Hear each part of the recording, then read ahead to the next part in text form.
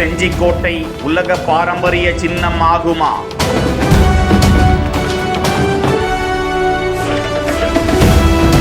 நேரில் வந்து ஆய்வு செய்யும் யுனெஸ்கோ குழு.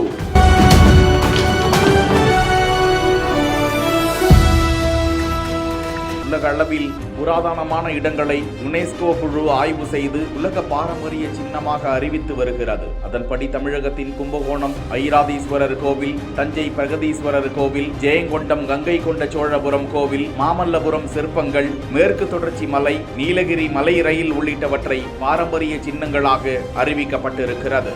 தற்போது சத்ரபதி சிவாஜி ஆட்சி செய்த 12 கோட்டைகள் மராட்டிய மன்னர்களின் இராணுவ கேந்திரங்களாக இருந்தவை என்பதால் இவற்றை கலாச்சார ரீதியிலான உலக பாரம்பரிய சின்னமாக அறிவிக்க வேண்டும் என யுனெஸ்கோவிற்கு மத்திய அரசு பரிந்துரை செய்தது. அந்த பட்டியலில் 11 கோட்டைகள் மகாராஷ்டிராவிலும் தமிழகத்தில் விழுப்புரம் மாவட்டத்தில் உள்ள செஞ்சிக்கோட்டையும் இடம்பெற்றுள்ளன.